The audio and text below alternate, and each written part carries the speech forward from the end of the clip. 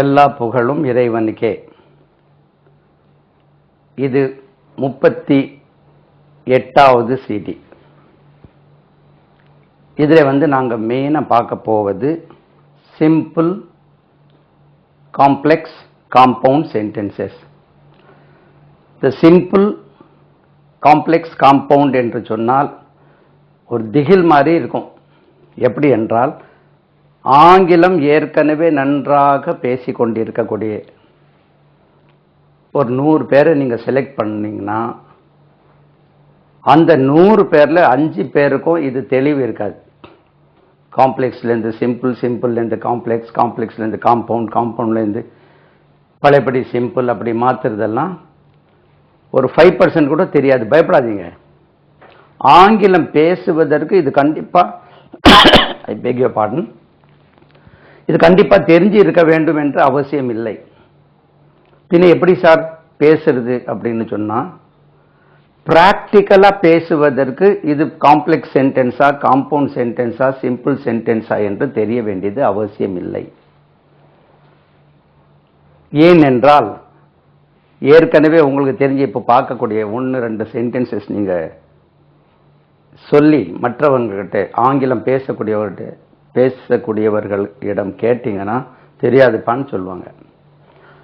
ஒரு 5% நல்லா தெரியும். அச்சா, கிராமரியன்ஸ்க்கு 100% இதை மாற்ற தெரியும்.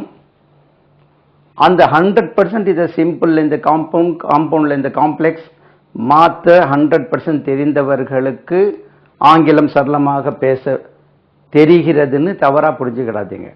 அது தியரி. அது அப்போ என்னதான் சொல்ல வாரீங்கன்னா, பிராக்டிக்கலா ஆங்கிலம் ஒரு பாஷை பேசுவதற்கு அதில் உள்ள ரொம்ப மைன்யூட்டான விஷயங்கள் தெரிய வேண்டியது அவசியம் இல்லை. பின்ன இது எதுக்குன்னா, அந்த 10th 9th 10th +1 +2 மார்க்ஸ் வாங்குறாங்களே அவங்களுக்கெல்லாம் இது கண்டிப்பாக தெரியணும். தெரிஞ்சாதான் மார்க்ஸ் வாங்க முடியும்.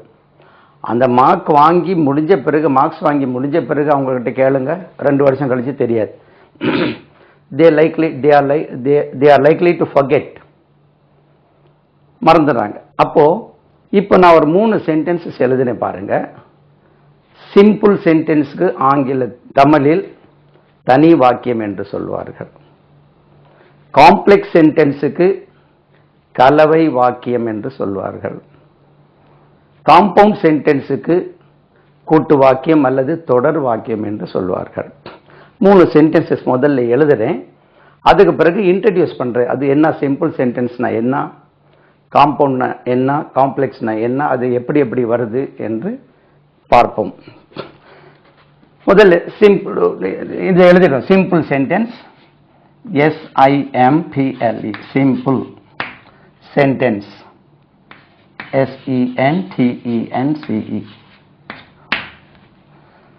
Complex sentence, COMPLEX, complex sentence. Sentence. Compound, POUND, compound sentence. சரி, ஒரு 3 சென்டென்சஸ் நான் எழுதுறேன்.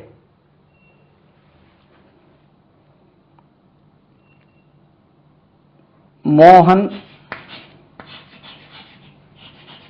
came but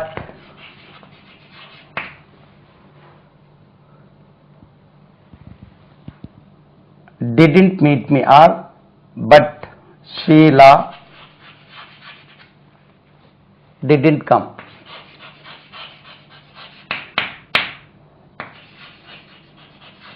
ஒரு சென்டென்ஸ். இனி ஒரு சென்டென்ஸ் எழுதுறேன்.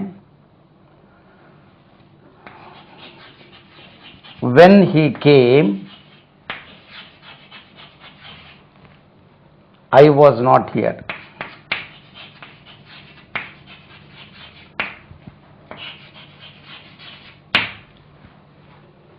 I was not here. இனி ஒன்று பாருங்க.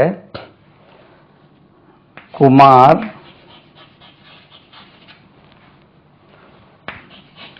went to market with his two brothers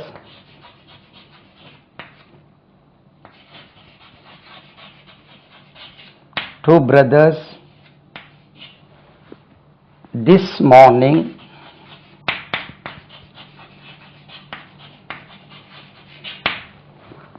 at 8 a.m.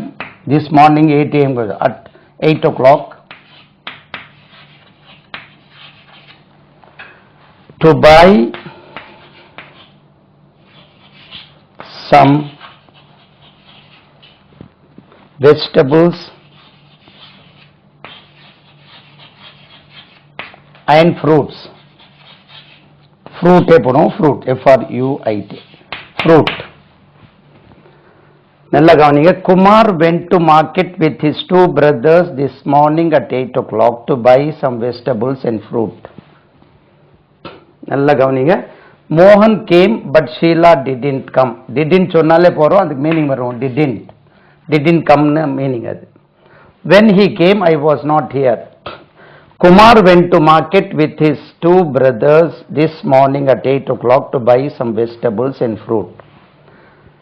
இதுல சிம்பிள் சென்டென்ஸ் எது, காம்ப்ளெக்ஸ் சென்டென்ஸ் எது, காம்பவுண்ட் சென்டென்ஸ் எது என்று நம்ம கண்டுபிடிக்கணும். இப்போ நான் முதல்ல உங்களுக்கு கண்டுபிடிக்க புதுசா பார்க்கக்கூடியவர்களுக்கு இந்த சிம்பிள் காம்ப்ளெக்ஸ் காம்பவுண்ட் சென்டென்ஸ் அந்த ஆங்கிலம் தெரியாதவர்களுக்கு, புதுசா பார்க்கக்கூடிய புதுசா படிக்கக்கூடியவர்களுக்கு இது புரியவே புரியாது. நம்மளுடைய சிடிகள் பார்த்து டென்ஸில் தரவாக இருந்தால்தான், if they are there in tense form, present tense, past tense, future tense, present continuous, மூணு continuous, மூணு perfect, மூணு perfect continuous tense, இது perfect, passive, active எல்லாம் தெளிவாக தெரிந்தால் மட்டும்தான் இந்த சிம்பிள் காம்பவுண்ட் காம்ப்ளெக்ஸ்குள்ள இறங்க முடியுமே தவிர, புதுசா ஆங்கிலம் கற்றுக்கொள்ளக்கூடியவர்கள் இதை பார்த்தா நான் அடிக்கடி சொல்வது உண்டு. எங்களுடைய சிடிகள் பார்த்தால் 5ஆம் கிளாஸ் தமிழ் மீடியம் மாணவர்கள் கூட புரியும் என்று நான் அடிக்கடி சொல்வேன் அல்லவா. ஆனா இது புரியாது.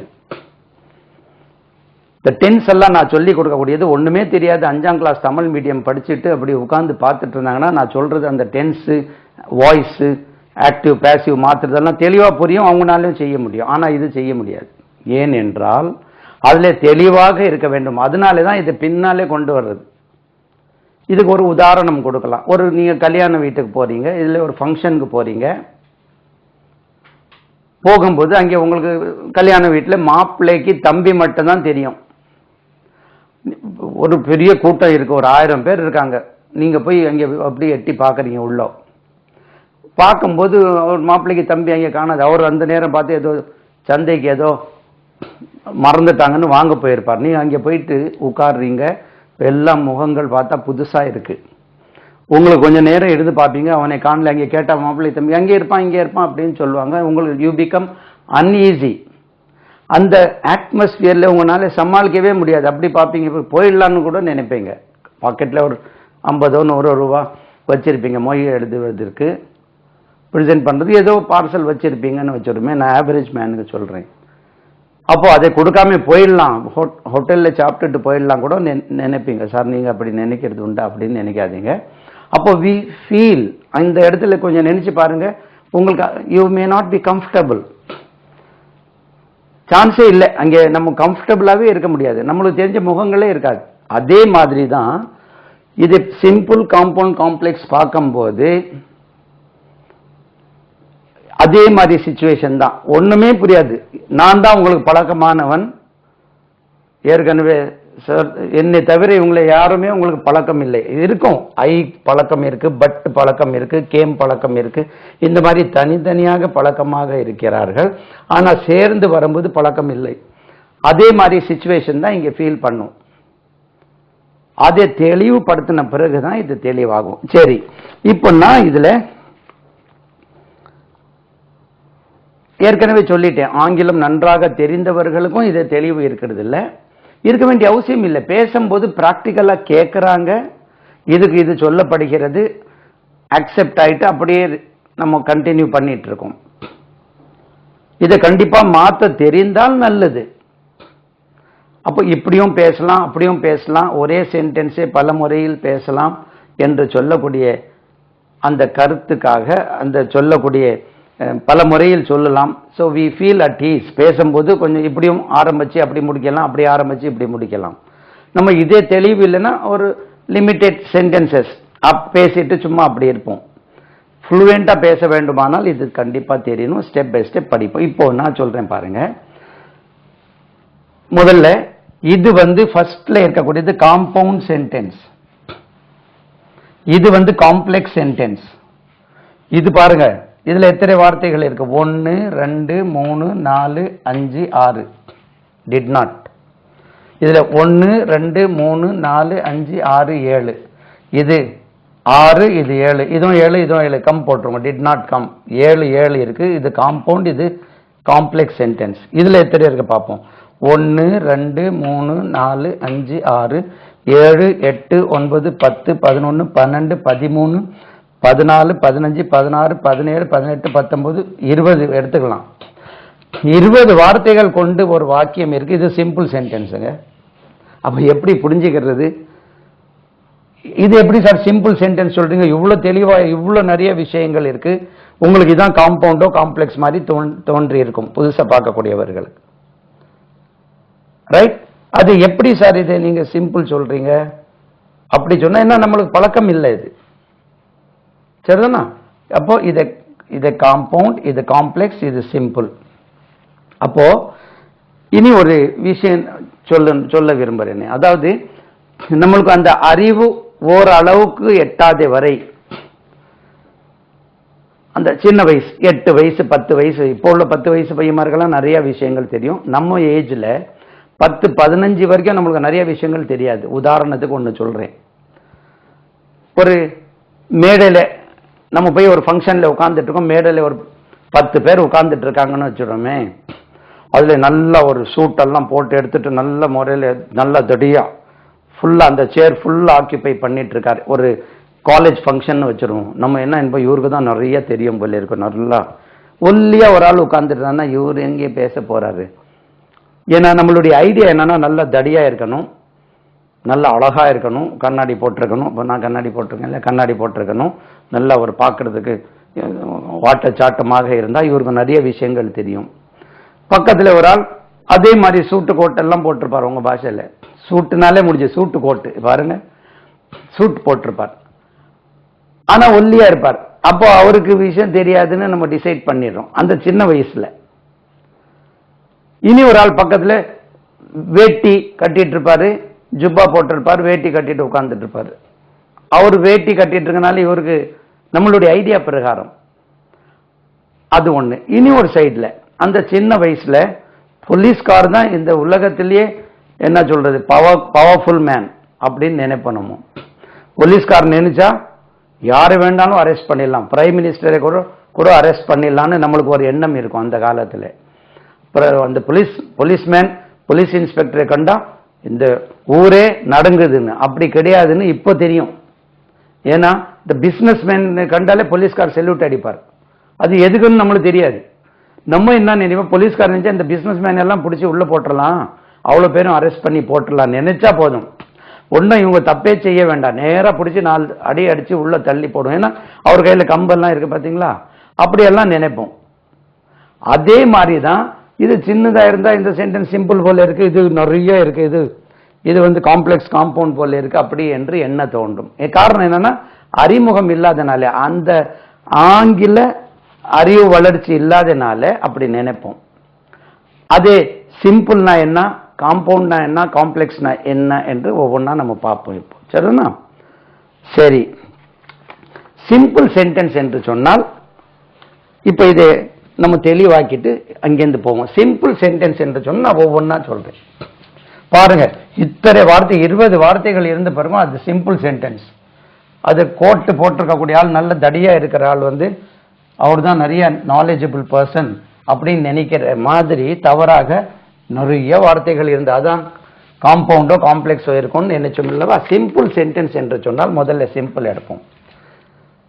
தனி வாக்கியம் என்று சொன்னால் அதுல ஒரே only one finite verb, F-I-N-I-T-E, finite verb. ஒரே ஒரு finite verb என்று சொன்னால் முற்று பெற்ற வினை. அதுல ஒரே ஒரு வினை சொல்லியிருக்கும். அந்த இவ்வளவு நீளமா நான் எழுதி போட்டேன் பாருங்க. Kumar went to market, went மட்டும்தான் அதுல went to market, அந்த went மட்டும்தான் அதுல வினை சொல். கூட சேர்த்துட்டு வரேன் பாருங்க. went to market with his two brothers this morning at 8 o'clock to buy. to buy சொல்றது வினை சொல் இல்ல, buy இருக்கு, buy, buy, to buy some vegetables and fruit. வேற என்னமோ விட்டுட்டோம். vegetables and fruit for the lunch, அது வேணா சேர்த்துங்க, for the lunch. சரிதானா? அப்போ இதுல வேற வினை சொல்லே இல்ல, ஒரே ஒரு வினை சொல் finite verb அதுல இருக்கு. அப்போ சென்டென்ஸ் என்று சொன்னால், சிம்பிள் சென்டென்ஸ் என்று சொன்னால் அதுல ஒரே ஒரு சப்ஜெக்ட் இருக்கும், ஒரே ஒரு வினை சொல் இருக்கும். சப்ஜெக்ட் சொல்றது அந்த எழுவாய், ஒரு எழுவாய் ஒரு பயனிலை, பயனிலையில் finite verb இருக்கும். அது பாருங்க, குமார் கேம், கேம் நான் அதுல சொன்ன மாதிரி went, இதுதான் குமார் வந்து சப்ஜெக்ட், went வந்து verb, went to market. இது வேணும்னே தேவையில்லை, வென்ட்னு சொன்னாலே ஒரு சென்டென்ஸ், சிம்பிள் சென்டென்ஸ், சப்ஜெக்ட் இருக்கு, வினை சொல்லிருக்கு, verb இருக்கு. Kumar went to market with his two brothers this morning at 8 o'clock to buy some vegetables for the lunch. இதுல வேற வினை சொல்லே இல்லை, ஒரே ஒரு finite verb, அதாவது went என்று சொல்லக்கூடிய முற்று பெற்ற வினை சொல். finite verb na went, போனார், போனான், போனார். Kumar went to market. வேற எல்லாம் எக்ஸ்ட்ரா ஃபிட்டிங், அதுல வந்து வினை சொல்லே கிடையாது. இதான் only one finite verb இருக்கும். இதான் சிம்பிள் சென்டென்ஸ்க்குள்ள அடையாளம். ரைட். ஆனா எவ்வளவு நீளமா வேண்டுமானாலும் இருக்கலாம். மீதி எல்லாம் phrases, அது preposition சேர்த்து phrase-ஆ மாத்தி மாத்தி மாத்தி சிம்பிள் ஃப்ரேஸும் போடுவோம். ரைட். ஃப்ரேஸ் என்னது, காம்பவுண்ட் ஃப்ரேஸும் போடுவோம். போட்டு சேர்த்து நம்ம சேர்த்து நீளம் ஆக்கிட்டு போடலாம். பட் வினைச்சொல் ஒன்று தான் இருக்க வேண்டும். இதுதான் சிம்பிள் சென்டென்ஸ். அதுக்கு தனி வாக்கியம் என்று பெயர். அதுக்கு பிறகு காம்பவுண்ட் சென்டென்ஸ் அல்லது காம்ப்ளெக்ஸ் பார்ப்போம். அடுத்தது நெக்ஸ்ட் வந்து complex sentence, COMPLEX, complex sentence. Complex sentence என்று சொன்னால் இதுல வந்து ரெண்டு விஷயங்கள் இருக்கும், ரெண்டு வாக்கியங்கள் இருக்கும், டூ சென்டென்சஸ். ஒரு வாக்கியம் வந்து என்ன சொல்றது, இண்டிபெண்டன்ட் சென்டென்ஸ். அது மெயின் க்ளோஸ், அதுக்கு உச்சரிப்பு அடிக்கடி நான் சொல்வது உண்டு, CLAUSE, க்ளோஸ் என்று உச்சரிக்கணும். இது க்ளோஸ், அது கிளாஸ் என்று உச்சரிக்க கூடாது. Close, main close, independent close அல்லது பிரின்சிபல், PRINCIPAL, பிரின்சிபல் க்ளோஸ் என்று சொல்லுவோம். ஒரு பிரின்சிபல் க்ளோஸ் இருக்கும், அதுக்கு மேல ஒன்னோ ரெண்டோ மூணோ நாலோ எத்தனை வேண்டுமானாலும் சபார்டினேட் க்ளோஸ் ஒன்னோ ரெண்டோ மூணோ இருக்கும். அப்போ ஒரே ஒரு மெயின் க்ளோஸ் இருக்கும், அதோட ஒன்னோ ரெண்டோ சபார்டினேட் க்ளோசஸ் எத்தனை வேணாலும் இருக்கலாம். அப்போ இது மெயின் க்ளோஸ் ஏன் அது சொல்றோம்னா, அதுக்கு அதை டிபெண்ட் பண்ணி தான் அது, அந்த மெயின் க்ளாஸ் அதை டிபெண்ட் பண்ணி தான் அந்த சபார்டினேட் க்ளாஸ் இருக்கும். ரைட். அந்த மெயின் க்ளாஸுக்கு முதன்மை வாக்கியம் என்று சொல்லும். முதன்மை வாக்கியம். சபார்டினேட் க்ளாஸுக்கு சார்பு வாக்கியம். அந்த சார்பு வாக்கியம் ஏன் சொல்றோம்னா, அந்த முதன்மை வாக்கியம் சொல்லாத வரை சார்பு வாக்கியத்துக்கு மீனிங் புரியாது. அது சார்பு வாக்கியம் அப்படியே நின்றுட்டு இருக்கும், தொக்கி நிற்கும், அது முற்று பெறாம இருக்கும். இந்த முதன்மை வாக்கியம் சொன்னால்தான் main clause, independent clause, principal clause சொன்னாதான் அந்த சபார்டினேட் கிளாஸுக்கு மீனிங் புரியும். அதே சபார்டினேட்டிங் கன்ஜங்ஷன் என்று கன்ஜங்ஷன் சில இருக்கு, இப்ப நம்ம எழுதுவோம். அது அந்த சபார்டினேட்டிங் கன்ஜங்ஷனோட ஒரு கன்ஜங்ஷன் அதுல சேர்ந்து இருக்கும். எதுல? சார்பு வாக்கியத்தில் சபார்டினேட் கிளாஸ்ல அது சேர்ந்து இருக்கும். உதாரணத்துக்கு ஒரு சென்டென்ஸ் சொல்றேன் நான், ரைட்? இது கிளாஸ் என்று உச்சரிக்கணும், கிளாஸ் இல்ல. அது when I came here he was not, he had gone. அப்போ he had gone, அவன் சென்று இருந்தான். இது முதன்மை வாக்கியம். இதேதான் இண்டிபெண்டன்ட் கிளாஸ் என்று சொல்வார்கள், பிரின்சிபல் கிளாஸ் என்று சொல்வார்கள், மெயின் கிளாஸ் என்று சொல்வார்கள். முதன்மை வாக்கியம்.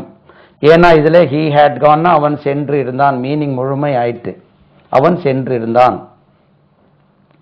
அவன் வெளியே சென்றிருந்தான், he had gone out. அப்போ I came here சொன்னா நான் இங்கே வந்தேன் மீனிங் வருது. அதோட சேர்ந்து இதை சபார்டினேட்டிங் கன்ஜங்ஷன் என்று பெயர். when I came here என்று சொன்னால் நான் இங்கே வந்தபோது அவன் வெளியே சென்று இருந்தான், அவர் வெளியே சென்று இருந்தார். இப்போ எடுத்துருவோமே, நான் உங்கள்கிட்ட சொல்றேன், நான் இங்கே வந்தபோது, அப்புறம் என்ன மீனிங் சொல்ல முடியும்? Good morning sir, good morning. நான் இங்கே வந்தபோது, நான் அங்கே சென்ற போது, நான் இதை வாங்கிய போது, நான் அவரிடம் when I told him about this, நான் அவரிடம் இதை சொன்னபோது, as I told him, நான் அவரிடம் சொன்னதுனால். அப்போ இதை சார்பு வாக்கியம் என்று பெயர். இது ஏன் நான் நிதானமா சொல்றேன்னா, இதை ஸ்பீடா சொன்னா புரியஜனமே கிடையாது. இதை சிம்பிள் காம்பவுண்ட் காம்ப்ளெக்ஸ், இந்த சிம்பிள் காம்ப்ளெக்ஸ் காம்பவுண்ட் சென்டென்சஸே தெளிவாக புரிய வைக்க வேண்டுமானால் குறைஞ்சபட்சம் 10 CD 10 மணி நேரம் வேண்டும். அந்த 10 மணி நேரம் நான் 10 CD போட்டேன்னா நிச்சயமாக உங்களுக்கு சந்தேகமே வராது. நான் 2 CDகள் இதை போட போறேன். இப்போ 2 CDகள் போட்டாலும் நீங்க சிம்பிள் காம்ப்ளெக்ஸ் காம்பவுண்ட்னா என்னன்னு தெளிவாக புரிஞ்சுக்கணும். சும்மா நான் கடகடகடான்னு எல்லாம் 2 3 4 5 CDல எல்லாம் அப்படியே பேக் பண்ணி கொடுத்துட்டேன்னா it will become as good as any other book or as bad as any other common book மாதிரி ஆயிடக்கூடாது. அதனால தெளிவாக நிதானமாக புரிஞ்சு நீங்க படிச்சா போறோம், பாதி படிச்சாலும் போறோம், அதுக்கு பிறகு ஃபர்தர் நம்ம போட்டுக்கலாம். அப்போ முதன்மை வாக்கியம் இதை இண்டிபெண்டன்ட் கிளாஸ், தனியா கிளாஸ் நிக்குது, மெயின் கிளாஸ், பிரின்சிபல் கிளாஸ், 3 பேர் இருக்கு. இதுக்கு 2 பேர் இருக்கு, சபார்டினேட் கிளாஸ், டிபெண்டன்ட் கிளாஸ். இந்த கிளாஸ் இதோட சார்ந்த இருக்கிறது. சார் கிளாஸ்னா என்ன? அது 2வது விளக்குறோம். சென்டென்ஸும் கிளாஸும் ஒண்ணுதான், ஒரு சின்ன வித்தியாசம் இருக்கு, அது அடுத்தபடியாக சொல்றேன்.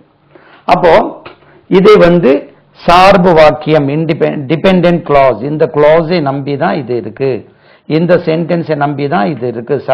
இது சார்பு வாக்கியம், இது முதன்மை வாக்கியம். இந்த வாக்கியம் தனியா நிற்கும், தனியா சொன்னா மீனிங் புரியும். இந்த வாக்கியம் தனியா சொன்னா முழு மீனிங் வராது. when I came here, நான் இங்கே வந்தபோது மீனிங் புரியாது. அவர் வெளியே சென்றிருந்தார், இது சொன்னாதான் இதுக்கு மீனிங் புரியும். இந்த when சொல்லக்கூடியதுக்கு சபார்டினேட்டிங் கன்ஜங்ஷன் என்று பெயர். சில சபார்டினேட்டிங் ஒரு 10-12 சபார்டினேட்டிங் கன்ஜங்ஷன்ஸ் இருக்கு, அது நம்ம இதை எழுதி போடுவோம். இங்கிலீஷ்லயும் தமிழ் மீனிங்கும் நான் எழுதி நம்ம படிப்போம். அதே மாதிரி கோஆர்டினேட்டிங் கன்ஜங்ஷன்ஸும் இருக்கு, அதுவும் 5-6 இருக்கு போல இருக்கு, அதுவும் நான் எழுதி போடுறேன் தமிழ் மீனிங். அப்போ காம்ப்ளெக்ஸ் சென்டென்ஸ் புரிஞ்சு. அப்போ கிளாஸ்னா என்ன சார்? அது ஒரு பிரச்சனை இருந்துட்டே இருக்கு. என்ன sir clause, main clause, subordinate clause, sentence இப்படி எல்லாம் சொல்றாங்கன்னா அந்த கிளாஸும் நீங்க தவறாகவே புரியக்கூடாது, புரிஞ்சுக்கணும். அதுவும் நான் தெளிவா இதை சொல்லிடுறேன். அது புரியாம கிளாஸ் என்று தெரியாம சபார்டினேட் கிளாஸ், மெயின் கிளாஸ். என்ன கிளாஸ் எப்படி சொல்றீங்க? இது சபார்டினேட் சென்டென்ஸ், இது என்ன main sentence, right? Main sentence, principal sentence சொல்லாமே அது இண்டிபெண்டன்ட் சென்டென்ஸ் சொல்லாமே, சென்டென்ஸ் சொல்லாமே நீங்க ஏன் கிளாஸ் சொல்றீங்க? அது கிளாஸும் சென்டென்ஸும் ஒரு வகையில பார்க்கும்போது ரெண்டுமே ஒண்ணுதான். பட் இடத்துக்கு தகுந்த மாதிரி சும்மா சொல்ல மாதிரி இதுல வந்து முடின்னு சொல்றோம், இதுல பார்த்தா மீசைன்னு சொல்றோம், இதுல புருவம்னு சொல்றோம், இதுல இது என்ன சொல்றோம், இமை. இடத்துக்கு தகுந்த மாதிரி மாறுதல்லவா? அதே சரிதானா? இங்க சொன்னா முடி, மயிறு, இங்க சொன்னா புருவம், ஐ பிராவ். உச்சரிவு பாருங்க, ஐ பிராவ், BROW, EYEI BROW. இது ப்ரோ என்று உச்சரிக்கணும். ப்ரோ இப்படி ப்ரோ என்று தவறா உச்சரிக்கும். ப்ரோ இல்லை, இது பிராவ்.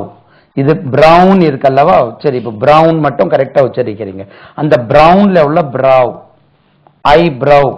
ஆனா 100% ஐப்ரோ பென்சில், ப்ரோ தான் சொல்றோம் நம்ம, பிராவ், ரைட்? அப்போ இது ஏன் சொல்ல வந்தேன்னா, இது வந்து hair, this is eyebrow, eyebrows, eyebrow pencil, eyebrow இல்லை, ப்ரோ தான் சொல்றோம். சரி, பிராவ் ஒருவேளை அப்படி பெண்ட் ஆயிருக்கனால ப்ரோ சொல்றோமா என்னன்னு தெரியல. பிராவ்.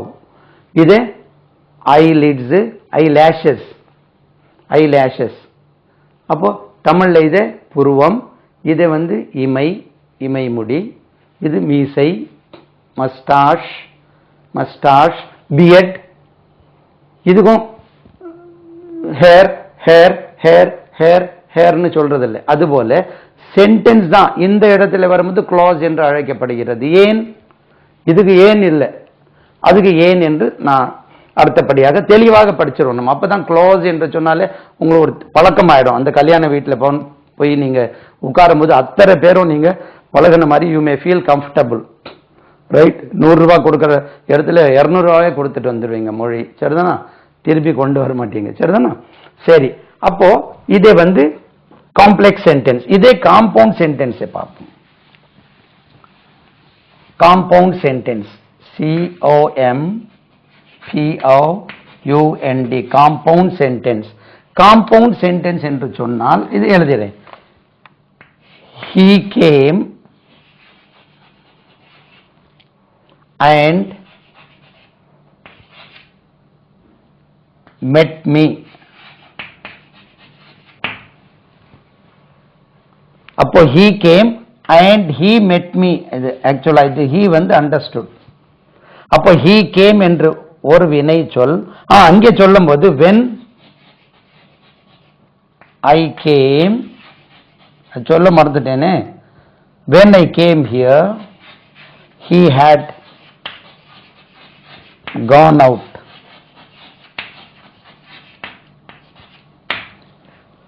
அப்போ இதுல when I came here full sentence, இது I came here. இது சேர்ந்ததுனால, இதை சபார்டினேட்டிங் கன்ஜங்ஷன் சேர்ந்ததுனால இதை வந்து சார்பு வாக்கியமாக மாறி விடுகிறது. இது I came here, நான் இங்கே வந்தேன். when I came here, as I came here, right? அதை சேர்க்கும்போது because I came here, since I came here, அது போடும்போது என்ன ஆகுதுன்னா, இந்த I came here வந்து சார்பு வாக்கியம் டிபெண்டன்ட் கிளாஸ் ஆக மாறிவிடுகிறது. கேம் ஃபுல் verb இருக்கு. he had gone வந்து முற்று பெற்ற வினை. ரெண்டு இதிலும் ஒரு சென்டென்ஸ், இது ஒரு சென்டென்ஸ். இந்த சென்டென்ஸ் ஏன் இதை சொல்றோம்னா கிளாஸ், இதை வந்து முற்று பெற்ற வினை இருக்கு, இதுலயும் முற்று பெற்ற வினை இருக்கு, ரைட்? அப்போ அதுலயும் ரெண்டும் இருக்கணும். ஒன்னு சார்பு வாக்கியம், ஒன்னு முதன்மை வாக்கியம். ஒரு டிபெண்டன்ட் கிளாஸ், ஒன்னு வந்து இண்டிபெண்டன்ட் கிளாஸ் தனியா நிக்கிறது. இங்க அப்படி இல்லை. இதே வந்து he came முழுமை பெற்ற ஒரு sentence. he met me full sentence. இதே வந்து கோஆர்டினேட்டிங் clause என்று சொல்லுவோம். இது ஒரு clause, இது ஒரு clause. இந்த and சொல்றது coordinating conjunction. he came and met me. பாருங்க, இது வந்து காம்பவுண்ட் சென்டென்ஸ். காம்பவுண்ட் சென்டென்ஸ்ல என்ன இருக்கணும்னா, இதுவுமே என்ன சொல்றது, தனி வாக்கியம், இது ஒரு தனி வாக்கியம். ரெண்டுமே கோஆர்டினேட்டிங் க்ளோசஸ், ரெண்டுமே சம அந்தஸ்து பெற்ற வாக்கியங்கள், சம அந்தஸ்து பெற்ற வாக்கியங்கள், ஒத்த தன்மை உள்ள வாக்கியங்கள், சம அந்தஸ்து. இதுக்கும் ரெண்டுமே ஒரு பேலன்ஸ்ல தராசுல எடுத்து பார்த்தீங்கன்னா ரெண்டுமே ஈக்குவலா இருக்கும், ரெண்டுமே தனித்து நிற்கும், ரெண்டுமே மெயின் க்ளோசஸ். இதை இடையில கோஆர்டினேட்டிங் கன்ஜங்ஷன் அண்ட் போட்டு சேர்க்கும் போது இது ஒரு சென்டென்ஸா மாறுது. he came, he met me, he came and met me, ரெண்டு சென்டென்சஸ் ஒரு சென்டென்ஸா ஆயிருக்கு. இதுக்கு தான் காம்பவுண்ட் சென்டென்ஸ் என்று பெயர். ஓகே, இப்போ சிம்பிள், காம்பவுண்ட், காம்ப்ளெக்ஸ் சென்டென்ஸ்னா புரிஞ்சிட்டு சரிதானா? இப்போ உங்களுக்கு க்ளாஸ் என்று சொல்றதுக்கு முன்னாடி இந்த கன்ஜங்ஷன்ஸ் படிக்கலாம். நம்ம சபார்டினேட்டிங் கன்ஜங்ஷன்ஸ் என்ன, அது கோஆர்டினேட்டிங் கன்ஜங்ஷன்ஸ் என்ன என்று நம்ம எழுதி பார்ப்போமா? இதை முதல்ல அதை பார்த்துட்டு அதுக்கப்புறம் க்ளாஸ் என்றால் என்னன்னு பார்ப்போம். ரைட். அப்போ காம்ப்ளெக்ஸ் சென்டென்ஸில் வரும் கன்ஜங்ஷன்ஸ், இணைப்பு சொற்கள், சபார்டினேட்டிங் கன்ஜங்ஷன், அதுக்கு பெயர் சபார்டினேட்டிங் கன்ஜங்ஷன். இதுல எழுதுறேன் சபார்டினேட்டிங் conjunctions,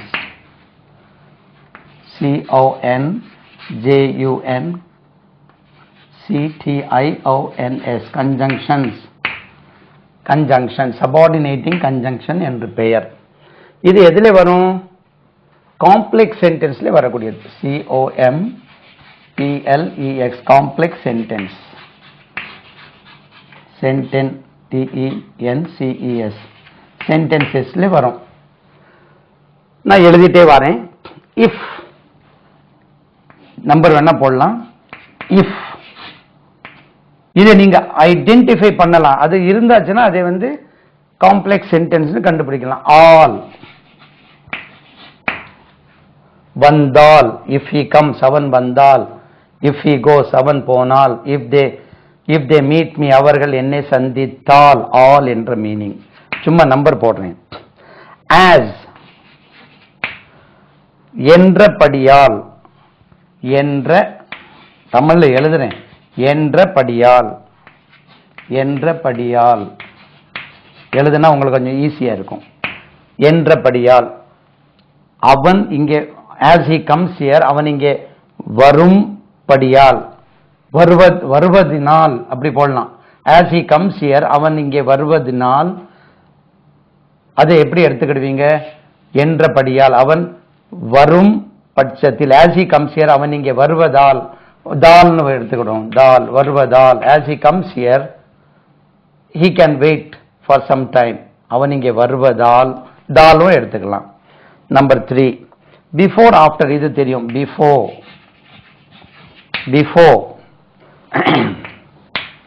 பிஃபோர் முன்னால், இது தெரியும், இதை எழுத முன்னால். இது prepositionாவும் வரும். இந்த இடத்துல கன்ஜங்ஷன். ஆஃப்டர்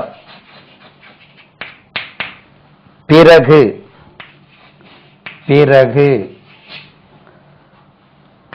நம்பர் 5, then ஏற்கனவே தெரியும். then விட, விட காட்டிலும், காட்டிலும், விட, விட காட்டிலும் ரெண்டும் சொல்லலாம். greater than, right. till, இதுவும் வரை, till வரை, right. I waited here till he came, அவன் இங்கே வரும் வரை நான் காத்திருந்தேன். Number 7, right. until வரையில், இங்கே since ஒன்று இருக்கு.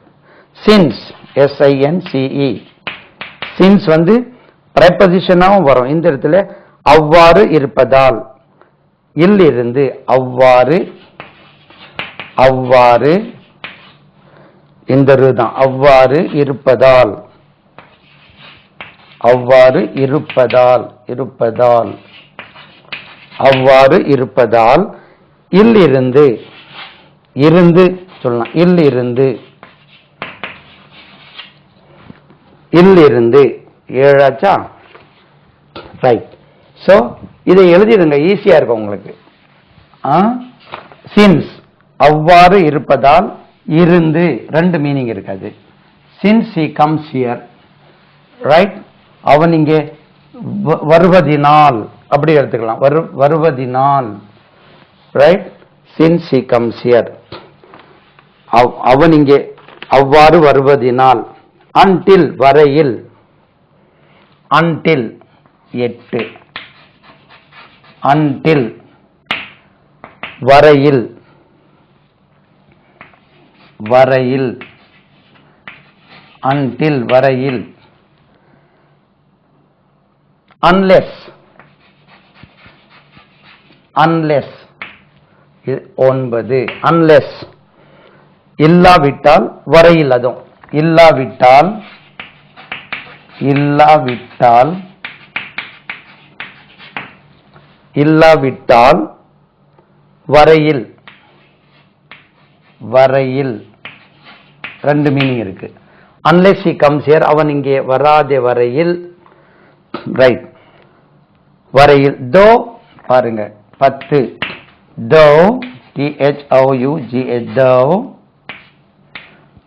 although ALTHOUGH, although, even though EVEN, even though. இது மூணுக்குமே இருந்த போதிலும், இருந்த போதிலும், இருந்த போதிலும், இருந்த போதிலும், இருந்த போதிலும். பாருங்க மூணுக்கும் ஒரே மீனிங், இருந்த போதிலும். தட் THAT, தட் பாருங்க, தட் என என்று, என என்று, அல்லது என்பது, என்பது, ரைட். வாட் என்னவென்று, வாட் என்ன, இந்த இடத்துல என்னோட நிற்காது, என்ன என்பது, என்ன என்று.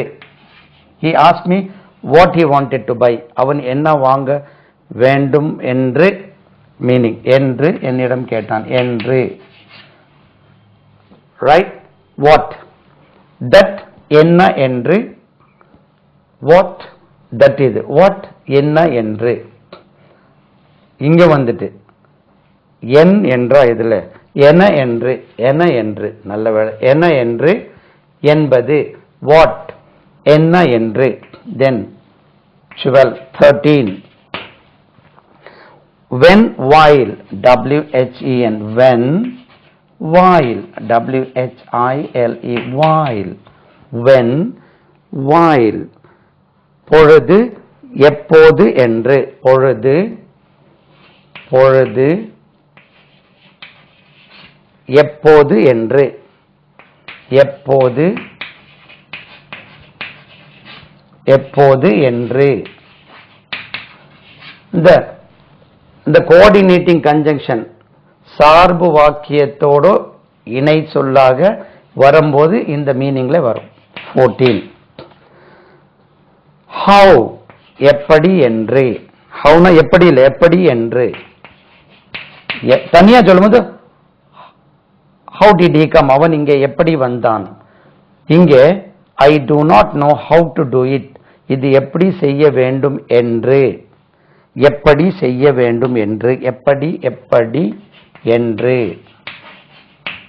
பாருங்க, I don't know, I do not know, எனக்கு தெரியாது.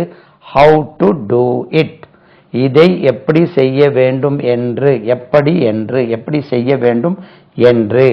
I do not know how to go there, அங்கே எப்படி செல்ல வேண்டும் என்று எனக்கு தெரியாது, எப்படி என்று. 14, 15, எப்படி என்று. who, யார் என்று, யார் என்று, யார் என்று, யார் என்று, நான் இது யார் என்று, யார் என்று, யார் என்று, ரைட். 16 முடிஞ்சதா. whom ஒன்னு இருக்கா, எவனையோ அவன் ஆகிய, whom, எவனையோ அவன் ஆகிய, எவனையோ அவன் ஆகிய, அவன் ஆகிய. ரொம்ப கஷ்டப்பட்டு தமிழ் எழுதி கொண்டு வந்திருக்கேன். ரைட், எவனையோ அவன் ஆகிய. எனக்கு இது முன்னெல்லாம் தமிழ்ல தெரியாது, உங்களுக்காகவே கொண்டு வந்திருக்கேன். விச், எது என்று, WHICH, விச், எது என்று, எது என்று. 18, 10 சொன்ன 18 வந்துட்டு. as soon as, as soon as, உடனேயே, உடனேயே, உடனேயே, உடனேயே. சோ இதுக்கு மீனிங் கொஞ்சம் கொஞ்சம் அங்கே இங்கே லைட்டா சேஞ்ச் ஆகும். இது நீங்க படிச்சிட்டீங்கன்னா இது எங்கே வந்தாலும் சென்டென்ஸ்ல 2 சென்டென்ஸ் சேர்ந்து வரும்போது யூ கேன் ஐடென்டிஃபை. இதை சபார்டினேட் க்ளோஸ்ல தான் வரும், சார்பு வாக்கியத்தில் வரும். காம்ப்ளெக்ஸ் சென்டென்ஸ் இது இருந்தால் அது காம்ப்ளெக்ஸ் சென்டென்ஸ் என்று நீங்க ஐடென்டிஃபை பண்ணி விடலாம். இது போக கூட ஒரு 7, 8 இருக்கு, 8, 10 இருக்கு. சரியா, இதுதான் மெயினா வரக்கூடியது. வேறையும் இருக்கும், சில இடங்களில் வருகிறது. இதுதான் சபார்டினேட்டிங் கன்ஜங்ஷன். உங்களுக்கு பேர் சபார்டினேட்டிங் கன்ஜங்ஷன். ரைட், அடுத்தபடியாக கோஆர்டினேட்டிங் கன்ஜங்ஷன் ஒன்று சில இருக்கு, அது ஒரு 8, 10 இருக்கும். கோஆர்டினேட்டிங் கன்ஜங்ஷன் அதுவும் நம்ம படிச்சுட்டு ஃபர்தர் அப்பதான் உங்களுக்கு அதை காம்பவுண்ட் சென்டென்ஸ்ல வரக்கூடியது. இது காம்ப்ளெக்ஸ் சென்டென்ஸ்ல வரக்கூடிய சபார்டினேட்டிங் கன்ஜங்ஷன்ஸ். இது அதை இப்போ பார்க்க போவது கோஆர்டினேட்டிங் கன்ஜங்ஷன். அது எதுல வருது? Coordinating conjunction. கோஆர்டினேட்டிங் கன்ஜங்ஷன்ஸ் இது காம்பவுண்ட் சென்டென்ஸ்ல, காம்பவுண்ட் சென்டென்சஸ்ல வரக்கூடிய கோஆர்டினேட்டிங் கன்ஜங்ஷன்ஸ். இதுவும் ஒரு 8, 10 இருக்கு, பார்த்துருமா? அண்ட், இது தெரியும் நம்மளுக்கு, AND, அண்ட். மேலும். புதுசா படிக்கக்கூடிய, இதை கற்றுக்கொள்ள வேண்டும் என்று எண்ணக்கூடிய மாணவர்களுக்கு இது ஒரு வரப்பிரசாதம் மாதிரி இருக்கும். ஏன்னா தெளிவாக தமிழில் ஒவ்வொன்றுக்கும் நீங்க புரிஞ்சு அந்த சென்டென்ஸ்ல இதை சொல்லி பார்க்கும்போது உங்களுக்கு ஒரு தைரியம் வரும். இல்லாம நான் இங்கிலீஷ்லயே நான் டீச் பண்றேன்னு வச்சிருமே, எனக்கு தமிழ் இதை படிச்சுதான் நான் எழுதி அங்கே இங்கேருந்து பொறுக்கி எடுத்து எழுதி கொண்டு வந்தாகவும் சொல்லி கொடுக்குறேன். எனக்கு தமிழ்ல இவ்வளவு தெளிவு ஒரு 2 வருஷம் வரை இவ்வளவு தெளிவு கிடையாது. இங்கிலீஷ்ல தெரியும். I knew all these things in English, most of these things. But தமிழ்ல அதுக்கு ஈக்குவலண்டா என்ன சொல்லப்படுகிறது, சார்பு வாக்கியம், முதன்மை வாக்கியம், இதெல்லாம் எனக்கு தெரியாது. க்ளாஸ், ரைட், சமநிலை, அது கோஆர்டினேட்டிங் க்ளாஸ், சமநிலை பெற்ற, ரைட், இதெல்லாம் தெரியாது. இதெல்லாம் கொஞ்சம் கொஞ்சம் படிச்சு தான் உங்களுக்காக கொண்டு வந்திருக்கேன். ஓர், இது பாருங்க, OR, ஓர், இதுக்கு உச்சரிப்பு ஓர், அது ஆர் இல்லை. இந்த ARER அடிக்கடி நான் சொல்வது உண்டு. OR, ஓர், இது ரெண்டும் ஒரே உச்சரிப்பு இல்லை. இது ஆ, இது ஓ, இப்படி எழுதுவாங்க. இதை இப்படி இருக்கும், டிக்ஷனரி எடுத்து பாருங்க, ஆன்னு இருக்கும். இது ஓ, either ஓ, neither நோ. இது ஓ தான் உச்சரிக்கணும், ஆர் இல்லை. சரி, ஓ, else, ELSE, else, otherwise, OTHER, otherwise. இது மூணுமே ஒண்ணுதான், மாத்தி மாத்தி போட்டுக்கலாம். அல்லது, அல்லாவிட்டால், அல்லது, அல்லது, அல்லாவிட்டால், நம்ம அல்லா இல்லை, அல்லாவிட்டால். ரைட், 3 போட்டோம், 3ல 3 வந்துட்டு. ரைட், therefore, so, hence, இது 3 ஒண்ணு, THERE, therefore, so, hence, ஆகையினால, ஆகையால், ஆகையினால், ஆகையால், ஆகையால், ஆகையால், ஆகையினால், ஆகையினால், ஆகையால், ஆகையினால். இது 4க்கு 4 3 வந்துடுது. சரி. 3. பட், ஆனால். இது தெரியுமே சார். ஆனால்.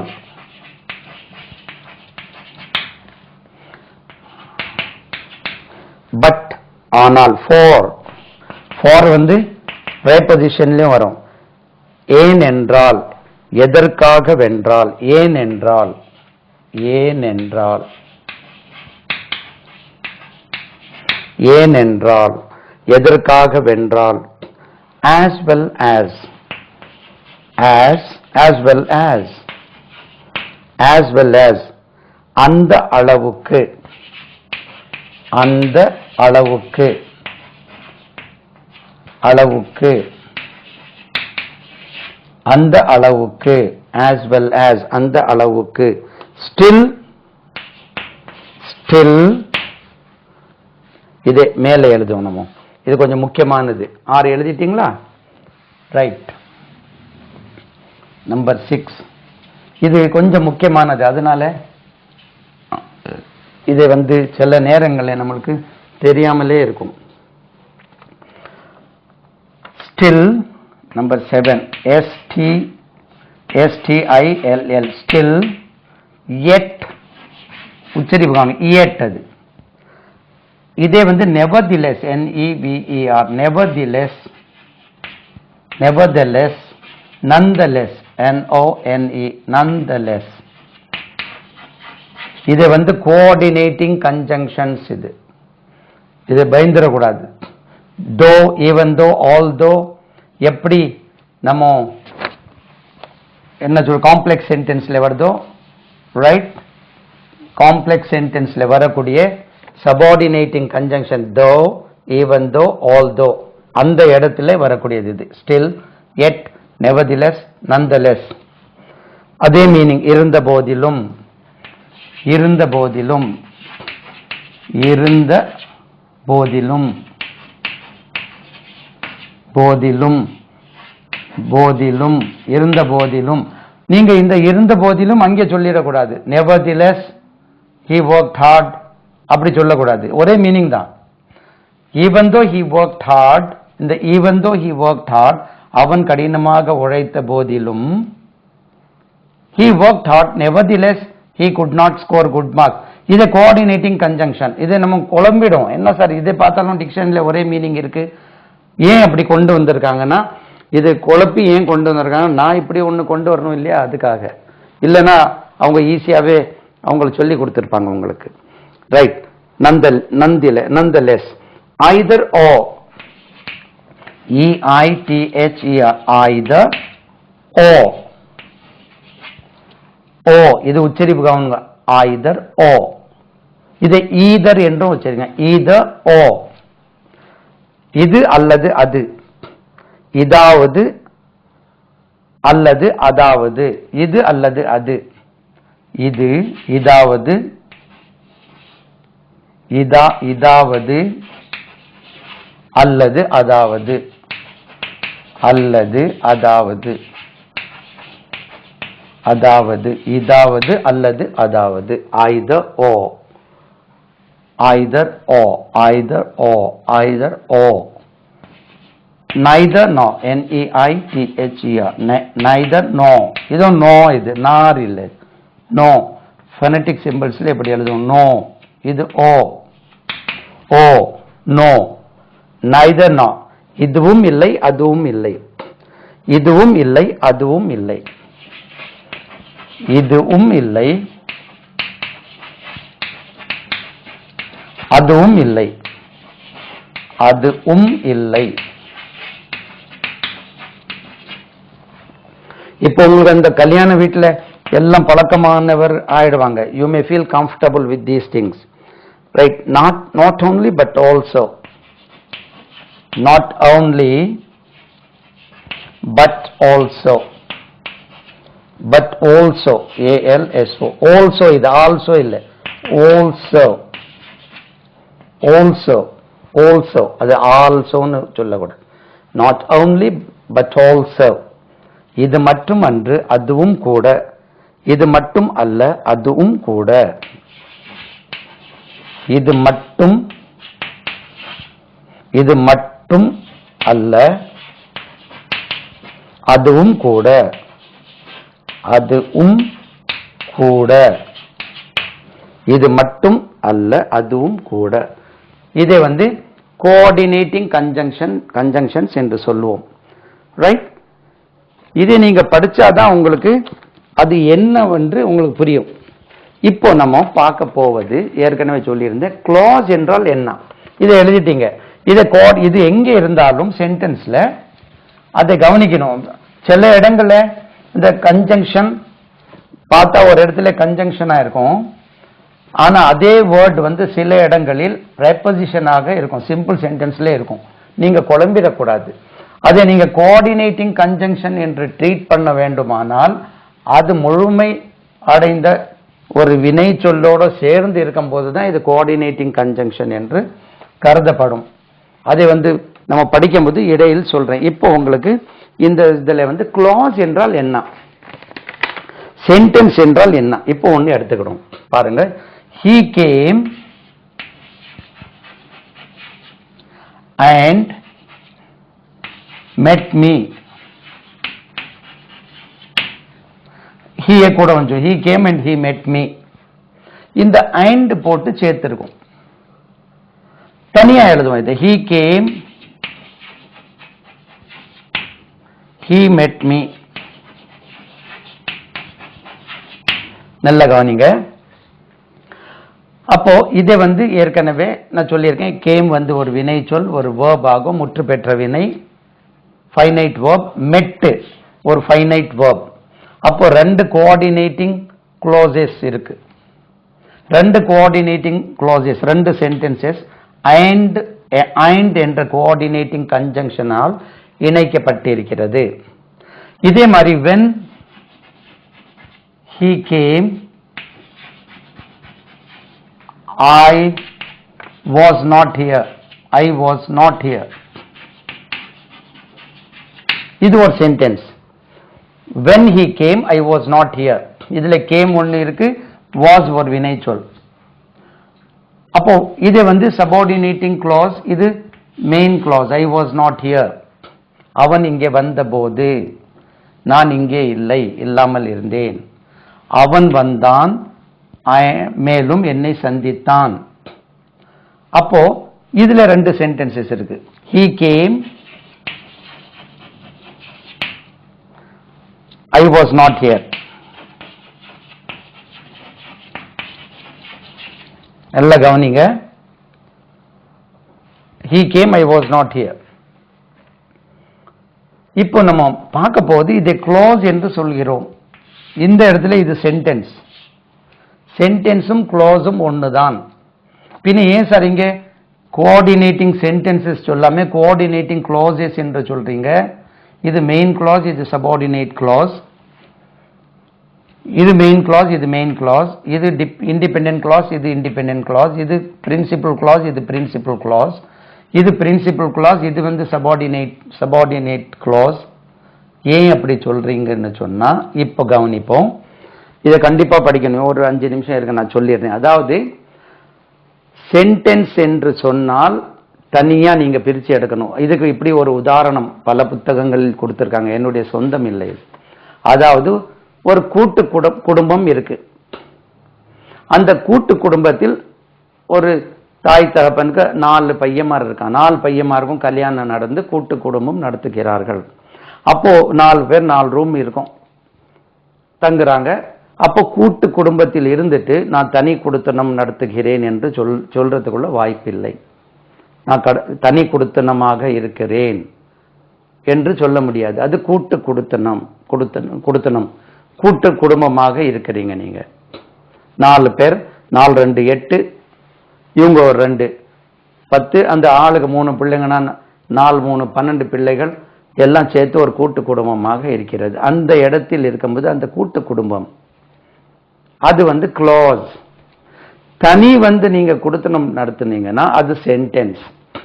நீங்க ஒரு ஒரு காம்ப்ளெக்ஸ் சென்டென்ஸில் நின்று கொண்டு அந்த இடத்தில் clause என்று சொல்கிறோம். இதை தனியா எடுத்தா he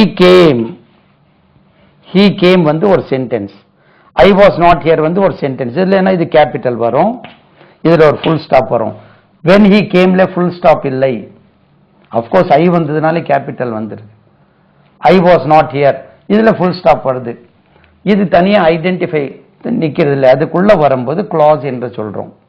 he came இதுல full stop இல்லை பாருங்க, இங்க full stop இருக்கு. கேபிட்டல் and met me பாருங்க, met me க்கு கேபிட்டல் இல்லை, he came இங்க he போடுறோம், and met me இங்க ஒரு full stop. அப்ப தனியா நீங்க எடுக்கும்போது அதை சென்டென்ஸ் என்று சொல்கிறோம். அதை நீங்க ஒரு காம்ப்ளெக்ஸ் சென்டென்ஸ்லயோ காம்பவுண்ட் சென்டென்ஸ்லயோ இருக்கும்போது அதை நாம் clause என்று சொல்கிறோம். clauseக்கும் சென்டென்ஸ்க்கும் வித்தியாசம் கிடையாது. இதை நான் சொன்ன மாதிரி இதை முடி, இங்கே brow eyebrow, இங்கே eyelids eyelashes, mustache beard இருக்குல்ல. அதே போல் அந்த சென்டென்ஸ் வந்து அங்கே போய் சேரும்போது என்ன சொல்றது, அந்த காம்ப்ளெக்ஸ் சென்டென்ஸில் சேரும்போது main clause subordinate clause. Compound சென்டென்ஸ்ல இருக்கும்போது ரெண்டுமே மெயின் clauses என்று சொல்கிறோம். சரிதானா? இப்போ clause என்று சொன்னால் புரிஞ்சிருக்கும் உங்களுக்கு. அதே அப்போ நீங்க இந்த இடத்தில் இந்த காம்ப்ளெக்ஸ் சென்டென்ஸ்க்கு இதுக்கு நம்ம subordinating conjunction, he came I was not here, when he came I was not here, when போட்ட உடனே அவன் இங்கே வந்தபோது, அவன் இங்கே வந்தான் நான் இங்கே இல்லாமல் இருந்தேன், அவன் இங்கே வந்தபோது இந்த when போட்ட உடனே when போடும்போது subordinating conjunction என்று subordinating conjunctionை நீங்க இணைத்து அந்த சென்டென்ஸை சொல்லும்போது அது என்ன ஆகுதுன்னா காம்ப்ளெக்ஸ் சென்டென்ஸா மாறி விடுகிறது. he came but I was not here இதை போட்டீங்கன்னு வச்சிருவோம். he came அவன் இங்கே வந்தான், but I was not here. அதே he came இது full sentence clause, இது ஒரு I was not here clause, but coordinating conjunction இது வந்து காம்பவுண்ட் சென்டென்ஸா மாறி விடுகிறது. இதை வந்து coordinating conjunction but எடுத்து பாருங்க, நம்ம எழுதி இருக்கோம். he came but I was not here, அவர் இங்கே வந்தார் ஆனால் நான் இங்கே இல்லை. புரிஞ்சிருக்கும். அதே மாதிரி he came அவர் இங்கே வந்தார், மேலும் நான் அவர் என்னை சந்திக்கவில்லை, அவர் இங்கே வந்தார் coordinating clause. இது இதுவும் main clause coordinating clause coordinating conjunction இணைத்து இதை காம்பவுண்ட் சென்டென்ஸா மாத்தி இருக்கிறோம். இந்த காம்பவுண்ட் சென்டென்ஸ்லயோ காம்ப்ளெக்ஸ் சென்டென்ஸ்லயோ வரும்போது சென்டென்ஸ் வந்து அதனுடைய பெயரை இழந்து விட்டு அது வந்து clause என்று அழைக்கப்படுகிறது. சரிதானா? அப்போ அதுல முதன்மை வாக்கியம்னா மெயின் clause, சார்பு வாக்கியம் subordinate clause. இப்போ உங்களுக்கு clause என்றால் என்ன புரிஞ்சிட்டு தெளிவா புரிஞ்சிருக்கும்னு நினைக்கிறேன். அடுத்த சிடியில் அது எப்படி மாத்துகிறோம், அந்த சிம்பிள் காம்பவுண்ட் காம்ப்ளெக்ஸ் எப்படி மாத்துகிறோம், ஒரு 10-20 சென்டென்சஸ் பார்ப்போம், தெளிவாயிடும். அதுக்கு பிறகு சிமிலர் சென்டென்சஸ் நீங்க மார்க்கெட்ல உள்ள நிறைய புத்தகங்கள் வாங்கி பிராக்டிஸ் பண்ணி பார்க்கும்போது உங்களுக்கு தெளிவாக புரியும். இப்போ உங்களுக்கு சிம்பிள் காம்ப்ளெக்ஸ் காம்பவுண்ட் சென்டென்சஸ் என்றால் என்ன வந்து நல்லா புரிஞ்சிருக்கும்னு நினைக்கிறேன். அதே சிம்பிள் சென்டென்ஸ் காம்ப்ளெக்ஸ் சென்டென்ஸ் ஏன் சொல்றோம், காம்பவுண்ட் சென்டென்ஸ் ஏன் சொல்றோம் தெளிவாக புரிஞ்சிட்டு இல்லையா? இது திரும்ப நீங்க இதை பார்க்கும்போது உங்களுக்கு அந்த டவுட்டே வராது, அந்த அளவு கிளியர் ஆயிடும். இனி அதை எப்படி மாற்றப்படுகிறது என்று அடுத்த 39வது சிடியில் பார்ப்போம். சரிதானா? எல்லாம் புகழும் இறைவனுக்கே.